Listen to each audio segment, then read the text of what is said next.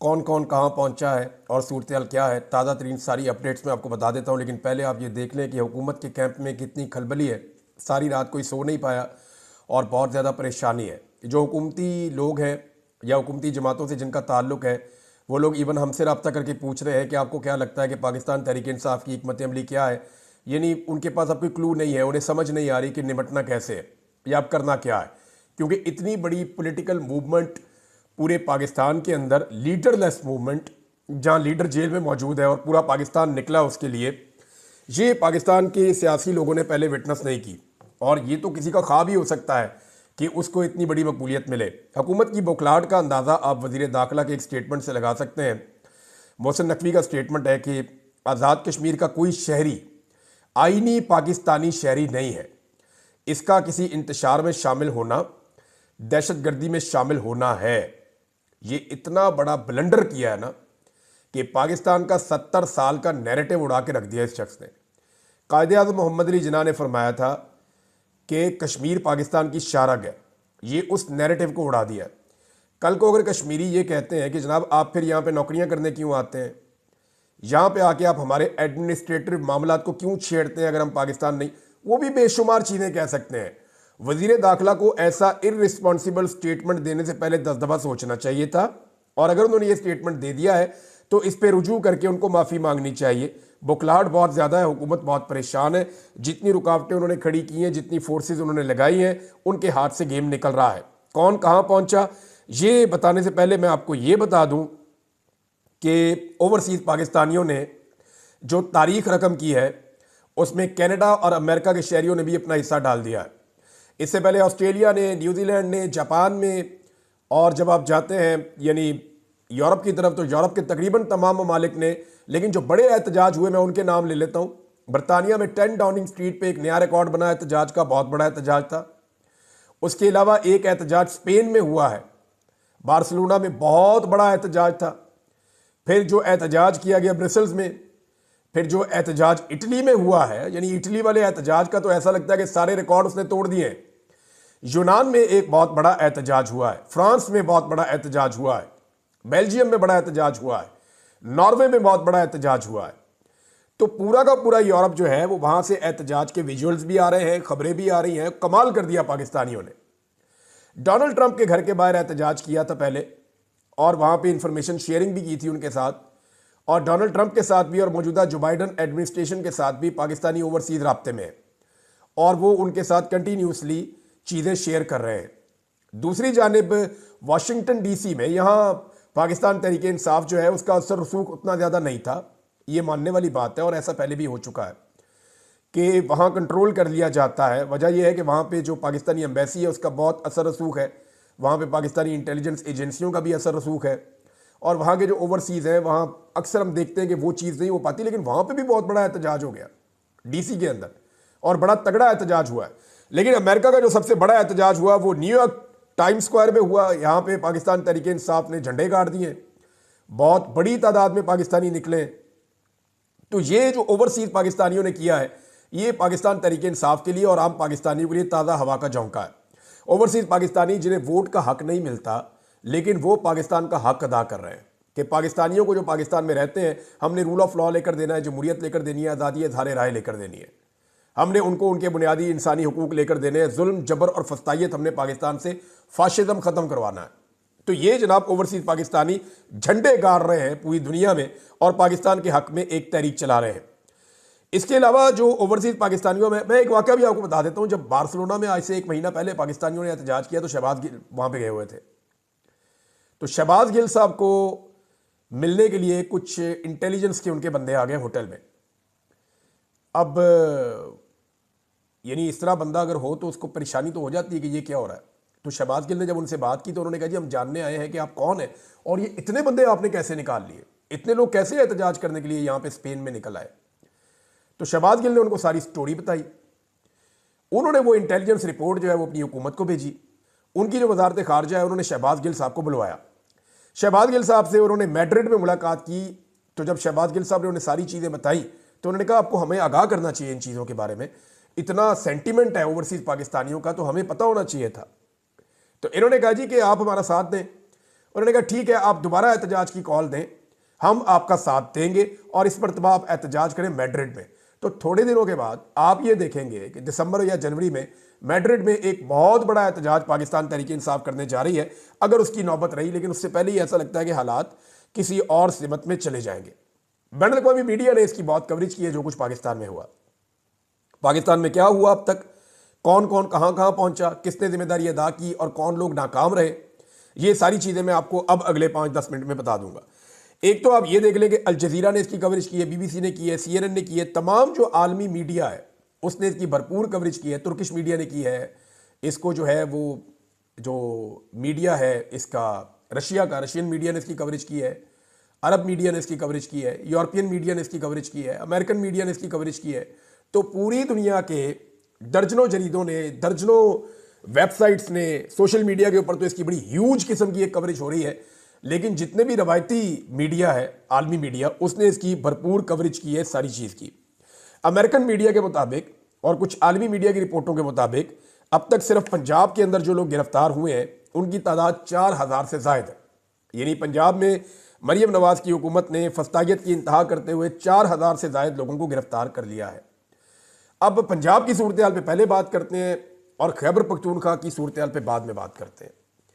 रावलपिंडी और इस्लामाबाद को आप नज़रअंदाज नहीं कर सकते। वहाँ के लोगों ने पहले तो सारा दिन थकाया, पुलिस को दौड़ें लगवाई, आंसू गैस की शेलिंग होती रही और बदतरीन शेलिंग रावलपिंडी की तारीख की पहली मरतबा बहुत सारे लोगों ने मुझे बताया कि हमने देखी है। लोगों के घरों के अंदर भी शेल मारे पुलिस ने, आबादियों के अंदर शेल मारे पुलिस ने कि लोग अपने घरों में भी ना रह सकें, ये इलाका ही छोड़ के लोग चले जाएं। यहां तक किया गया वहां पे। लेकिन लोगों ने बड़ा मुकाबला किया, बार बार निकल कर आते थे, मुकाबला करते थे और फिर रात लेट नाइट लोग वापस चले गए। लोगों को ये पता है कि अभी हमने कल फिर निकलना है। ये टेस्ट मैच है, बल्कि टेस्ट मैच नहीं है, एक टेस्ट सीरीज है जो अभी चल रही है। ये T20 नहीं है। इन्होंने इमरान खान को लेकर जाना है और ये इसी नीयत के साथ आ रहे हैं। मैं आपको बताता हूं, पहले जो पंजाब के लोग हैं जिन्होंने बड़ा कारनामा किया, जिनके काफिले अभी चल रहे हैं या रास्ते में स्टे किया हुआ है और ये लोग आगे बढ़ते चले जाएंगे, इन्होंने बड़ी बड़ी रुकावटें अबूर की हैं। तो इनमें एक ओन अब्बास बप्पी, ये एक बड़े काफिले की क़यादत कर रहे हैं जनूबी पंजाब से और ये अपने काफिले को लीड कर रहे हैं। ये मिड वे में है और ये काफिला लेकर पहुंचेंगे, एक आधा दिन इनको और लग जाएगा। तो ये काफिला अभी तक पुलिस के काबू नहीं आया। वजह यह है इसमें लोगों की तादाद ज़्यादा है, तो जब पुलिस से इनका आमना सामना होता है तो ये पुलिस को खुदेड़ देते हैं। लिहाजा ओन अब्बास बप्पी का एक काफिला रास्ते में। हामिद रजा काजमी साहब, इनका जो काफिला है वो भी बड़ा तगड़ा है, वो भी रास्ते में है। कुछ काफिले जनूबी पंजाब से पहुंचे हैं सरगोदा में और सरगोदा में रात गुजारने के बाद वो वहां से निकलेंगे। नईम हैदर पंजूथा साहब, इनका काफिला जो है वो भी रास्ते में है। जरताज गुल वजीर साहबा, इनका आपको मैंने बताया ये कल से ही निकले हुए हैं सुबह से और आज भी ये दोबारा ट्रैवल करेंगे, तो इनको भी पहुंचना है। इनके साथ काफ़ी बड़ी तादाद में लोग हैं, गाड़ियां हैं, बड़ा अच्छा तगड़ा काफिला है। महर अब्दुल सत्तार, इन्होंने तो जनाब तारीख रकम की है, इनको कोई रास्ता नहीं मिला निकलने का, तो इन्होंने रावी क्रॉस किया। अब रावी गाड़ियों समेत कैसे क्रॉस हो सकता है? तो आप में से शायद बहुत सारे लोगों ने ना सुना हो, एक चीज़ होती है वो रावी के लोग जानते हैं। मैं क्योंकि वहाँ पे शिकार खेलता था तो मैं अपनी गाड़ियाँ अक्सर उसके ऊपर क्रॉस करवाता था। उस पर ट्रैक्टर ट्रॉली भी क्रॉस हो जाती है, उसको कहते हैं बेड़ी। हम जितने शिकारी हैं वो सारे उसको बेड़ी को जानते हैं। ये बेड़ी लाके किनारे पे लगाई जाती है, जो बड़ी बेड़ी होती है उसके अंदर 4-4 गाड़ियाँ इकट्ठी खड़ी हो जाती हैं और वो गाड़ियाँ क्रॉस कर जाती हैं दरिया को और फिर वो वापस जाती है, फिर और गाड़ियाँ आती हैं, फिर वापस जाती है और गाड़ियाँ आती हैं। तो इस तरह महर अब्दुल सत्तार ने अपनी बहुत सारी गाड़ियाँ जो है वो बेड़ियों के ऊपर क्रॉस करवाई हैं रावी, और वहाँ से वो शेखुपुरा में दाखिल हुए और अब एक नया रास्ता लेकर वो अपना काफिला लेकर आगे जा रहे हैं। तो महर अब्दुल सत्तार ने भी बड़ी रुकावटें अबूर करके मेन रोड पकड़ लिया। सियालकोट के डार जो है, जिनमें रेहाना डार साहबा हैं, उनकी गिरफ्तारी की इतला आ रही थी लेकिन कंफर्मेशन अभी तक नहीं है। उमर डार और रेहाना डार इसको लीड कर रहे थे और भी बहुत सारे लोग हैं। तो ये काफिला भी रास्ते में है और ये भी कोशिश कर रहे हैं कि किसी तरह पहुंचे। कसूर के अंसारी जो है उनका एक बहुत बड़ा काफिला है, उसके बारे में बताया जा रहा है कि वो भी जोर लगा रहा है, वो वापस नहीं गए लोग। शब्बीर कुरैशी और इनके साथी ये जनूबी पंजाब से निकले हैं। ये एक काफिला और है, इसने एक जगह पे भी पड़ाव किया हुआ है और ये भी पहुंचेगा। मियाँ वाली से उमैर नियाजी का एक बड़ा काफिला था और मियाँ वाली के वैसे बहुत सारे काफिले थे। मियाँ वाली से बड़ी दुनिया निकली है और इन्हीं लोगों ने DI खान से आने वाले सबसे बड़े काफिले के रास्ते खोले। वहां पे शाहिद खटक का काफिला आ रहा था, शेर अफजल मरवत के भाई का काफिला आ रहा था, सालार काकड़ का काफिला आ रहा था, उमर अमीन गंडापुर का DI खान वाला काफिला आ रहा था। तो वहां पे 7-8 काफले इकट्ठे होकर एक बड़ा काफला बना था जो पुलिस के साथ जंग लड़ रहा था एक तरह की। ये जब मियांवाली वालों ने अपनी रुकावटें अबूर की हैं तो ये पीछे से आए तो पुलिस बीच में सैंडविच बन गई। पुलिस खेतों में भागी है, रास्ता खुला, अब ये सारे लोग वहां से निकल गए। रास्ते में 2 रुकावटें और थी, उनको अबूर करने के बाद इन्होंने फतेह जंग इंटरचेंज अभी क्रॉस कर लिया जब मैं वीडियो रिकॉर्ड कर रहा हूं, और ये इस्लामाबाद से कोई 15 किलोमीटर पहले पड़ाव डाल के ये काफिला खड़ा है। और जो क्लेम कर रहे हैं इस काफिले के अंदर मौजूद लोग, वो यानी हर काफिले वाले से अलग बात करें तो वो क्लेम करता है कि 10 से 20 हज़ार बंदा मेरे साथ है। तो ये 7-8 काफिले हैं। यानी अगर हम ये कहें मोहतात अंदाजे में 50,000 से 1 लाख आदमी इस जगह पे मौजूद है, तो आप मोहतात अंदाजे में ये कह सकते हैं। अब इस काफिले ने जाना है इस्लामाबाद, या यहां पे रुकना है, या वापस पीछे जाना है पेशावर की तरफ, ये फैसला भी नहीं हुआ। ये फैसला होगा आज सुबह, जब आप ये वीडियो देख रहे हैं तो उस टाइम पे कभी ये फैसला होगा, क्योंकि कट्टी पहाड़ी पे बहुत बड़ी रुकावटें खड़ी की गई है।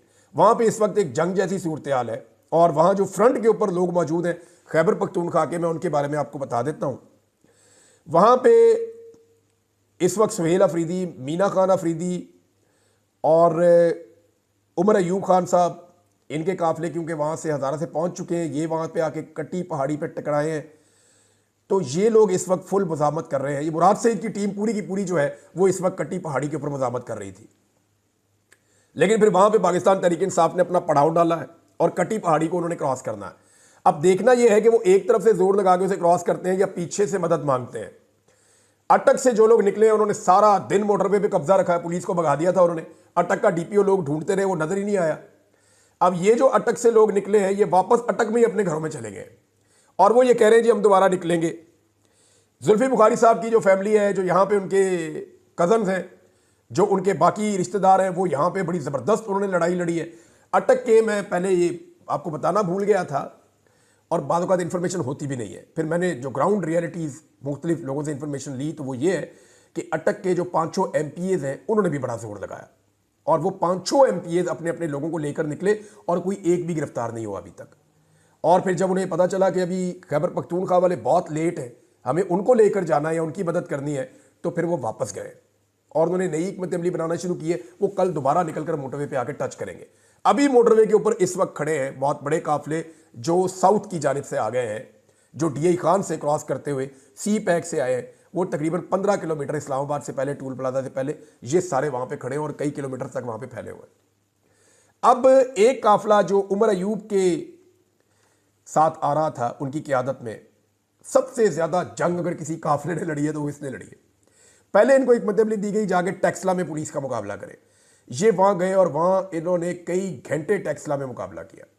फिर इनको कहा गया नहीं, आप अली अमीन के काफिले के साथ आकर मिलें, आप वापस आए। ये वापस आए, हज़ारा मोटरवे से उतरे, तो इनको वहां पे गाजी बरोता के पास गालिबन वहां एक बहुत बड़ी मुजामत का सामना करना पड़ा। इन्होंने वो रुकावटें भी तोड़ दी। उसके बाद ये अली अमीन के पास पहुंचे और इस वक्त ये काफिला सबसे आगे था जब ये कट्टी पहाड़ी को जाकर टच किए। तो इस वक्त जो हज़ारा से आने वाले लोग हैं या सुहेल अफरीदी के साथ जो लोग आए, मीना खान के साथ जो लोग आए, इनकी ड्यूटी है, फजल हकीम वगैरह, ये कट्टी पहाड़ी को इस वक्त क्लियर कर रहे हैं, पुलिस को वहां से हटाने की कोशिश कर रहे हैं। तो मैंने आपको उन लोगों के नाम लिए जिन लोगों ने बड़ा ज़बरदस्त परफॉर्म किया है। और अभी ये टेस्ट मैच चलेगा। अभी लाहौर ने निकलना है, अभी फैसलाबाद ने निकलना है, अभी सियालकोट ने निकलना है, गुजरावाला ने निकलना है, अभी तकरीबन दर्जनों शहरों ने निकलना है, क्योंकि लोग इंतज़ार कर रहे हैं कि अगली कॉल क्या आती है और किस तरीके से आती है। जब डी चौक पहुंचेगी पाकिस्तान तहरीक इंसाफ, तो उसके बाद एक नया खेल शुरू होगा। और इस मरतबा तहरीक इंसाफ को डी चौक में पहुंचने से रोकना अब इतना आसान नहीं है। शौकत बसरा साहब एक काफिला लेकर आ रहे हैं, और शौकत बसरा साहब का काफिला भी काफ़ी बड़ा है। वो जनूबी पंजाब से निकलने में कामयाब हो गए अपने इलाके से।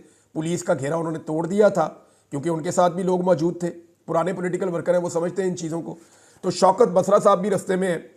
फयाज झजड़ा साहब वो भी रस्ते में, जिनके बेटे को टॉर्चर किया गया था प्लास के साथ, और उसकी वीडियो बना के घर वालों को दिखाई गई थी वीडियो कॉल पे। उनकी वालदा को बहुत थ्रेट किया गया था। ये MNA साहब हैं, ये भी जनाब पहुंच गए हैं। जनूबी पंजाब वालों ने बीच में चंद जगहों पे स्टे किया है और अब वो सुबह से दोबारा आगे बढ़ना शुरू करेंगे। जैन कुरैशी, आमिर डोगर, ये दोनों बुरी तरह नाकाम हुए। ना सिर्फ ये खुद नाकाम हुए, बल्कि इन्होंने अपने पीछे ऐसे लोग भी नहीं छोड़े जो लीड करते हैं, और अभी तक मुल्तान से कोई बड़ा काफिला रिपोर्ट नहीं हुआ। अगर जैन कुरैशी नहीं है तो उनकी बहन कहाँ है, बाकी लोग कहाँ हैं, अभी तक कुछ पता नहीं चल रहा। लेकिन मुमकिन है कि वो लोग मैदान में आ जाए और थोड़ी देर में चीज़ें क्लियर हो जाए जब आप ये वीडियो सुन रहे हो, क्योंकि गिरफ्तार तो कोई भी हो सकता है, लेकिन जिस तरीके से ये गिरफ्तार हुए उस पर कारकुन और अवाम बहुत गुस्से में है। बीसियों नाजरीन ऐसे गुमनाम हीरोज़ हैं जिनके अभी नाम इसलिए नहीं ले रहे हमने बल्कि आपस में हम डिस्कस कर रहे थे नामों का, तो हमने ये फैसला किया कि अभी उनके नाम नहीं लेंगे क्योंकि सारा टारगेट उनको किया जाएगा। और ये गुमनाम हीरोज़ ने कमाल किया। लेकिन एक आदमी का मैं नाम लेना चाहूँगा। इस आदमी का पाकिस्तान तहरीक इंसाफ से ताल्लुक़ कोई नहीं है, ये एक इनकलाबी शायर है सिर्फ। और ये शख्स जो है ये सिर्फ पाकिस्तान की खातिर निकला हुआ है, ना इसका कोई फ़ायदा है ना इसका कोई मफाद है। ये सिर्फ अपने मुल्क के फ़ायदे के लिए निकला हुआ है, अपने ज़मीर की आवाज़ पे। ये निकलता है जहाँ पे लोग थकते हैं और हारने लगते हैं तो ये उनको शायरी सुनाता है और उनको अपने शेर सुना के उनका खून गरमाता है और उनको वापस मैदान में लेकर आता है। ये आदमी लगातार कई दिनों से लोगों को मोटिवेट कर रहा है, कभी बाज़ारों में, कभी दुकानों पे, कभी ढाबों पे, कभी चाय के अड्डों पे, हर जगह पे ये आदमी जाता है और लोगों से मिलता है। जितनी इसने कंपेन की है इस तहरीक के लिए उतनी शायद पाकिस्तान तहरीक इंसाफ के अच्छे खासे लोग नहीं कर पाए। इसका नाम है अहमद फरहाद। अहमद फरहाद को मैंने हर जगह ग्राउंड पे देखा, हर जगह तकलीफ वाली जगहों पे देखा, लोगों को रेस्क्यू करते हुए देखा, लोगों को मदद करते हुए देखा, लोगों को शायरी सुनाते हुए देखा और लोगों के साथ कंधे से कंधा मिलाकर खड़े हुए देखा। तो अहमद फरहाद का नाम अगर ना लिया जाए तो बहुत बड़ी ज्यादती है। लेकिन एक बात बड़ी क्लियर है कि मुराद सईद का जो असर है और मुराद सईद का जो एक अपना पार्टी के अंदर पूरा एक ग्रुप है नौजवानों का, वो आज भी मुझे ऐसा महसूस हुआ कि खैबर पख्तूनख्वा से आने वाले लोगों में सबसे ज़्यादा एक्टिव वही लोग हैं। नाज़रीन, कभी आपने सोचा है कि नवाज शरीफ साहब को ऐसे कारकुन क्यों नहीं मिले? यानी अगर वो गिला करते हैं या रोते हैं तो उनका रोना बनता है मियाँ साहब का। उनका कारकुन आराम मांगता है, खाना मांगता है, चीज़ें मांगता है, पैसे मांगता है, फ़ायदे मांगता है, लेकिन मियाँ साहब के लिए ऐसी कुर्बानी नहीं देता। आप अंदाज़ा करें ना, अभी 24 घंटे हो गए लोगों को अपने घरों से निकले हुए, आंसू गैस के शल भी खा रहे हैं, खाना भी ठीक तरीके से नहीं मिला, नींद भी पूरी नहीं हो रही, फिर भी वो घर नहीं जा रहे। वो पाकिस्तान की आवाज़ बने हुए और पाकिस्तान के लिए लड़ रहे हैं। ये जो 24 करोड़ पाकिस्तानियों का मुकदमा है वो ये लोग सड़कों के ऊपर खड़े होकर लड़ रहे हैं।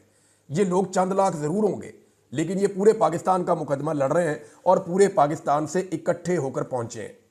ओवरसीज़ का नाज़रीन मैं आपको बताना भूल गया कि कनाडा में भी बड़ा अच्छा एहतजाज हुआ है, बड़ा ज़ोरदार तरीके से उनकी पार्लियामेंट के बाहर खड़े होकर ओवरसीज़ पाकिस्तानियों ने एहतजाज किया है।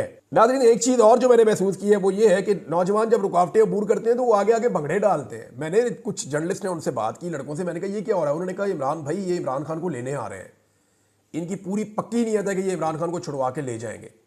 मैंने कहा यार हाउ इज़ इट पॉसिबल? तो उसके कानूनी नुक्ते भी होंगे।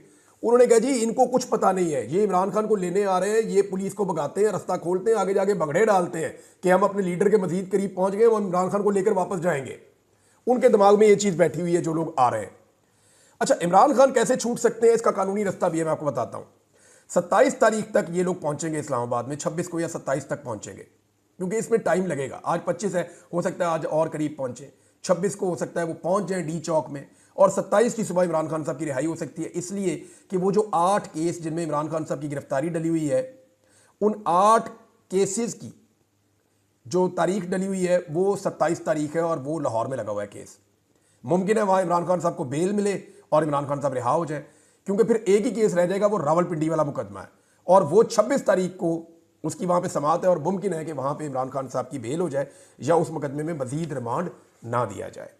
तो इस तरह इमरान खान साहब बाहर भी आ सकते हैं, लेकिन अगर वो बाहर आए तो ये किसी दबाव या डील का नतीजा नहीं होगा, ये एक्चुअली दबाव लोगों ने डाला होगा इंसाफ के हुसूल के लिए। क्योंकि इमरान खान को अगर अभी छोड़ा गया तो ये ऐन इंसाफ का तकाजा होगा, क्योंकि आपने 1.5 साल अंदर रख के उस आदमी से आप कुछ नहीं निकाल सके, सारे झूठे और बोगस मुकदमे जो उसके ऊपर किए गए और पूरी दुनिया में इनके खिलाफ आवाज़ उठ रही है। तो नाज़रीन, ये अब तक की इतलात थी, मैंने आपके साथ शेयर की है, बाकी चीज़ें आपको दोपहर को बताते हैं। अब तक के लिए इतने, अपना ख्याल रखिए, अपने चैनल का भी। अल्लाह हाफ़िज़।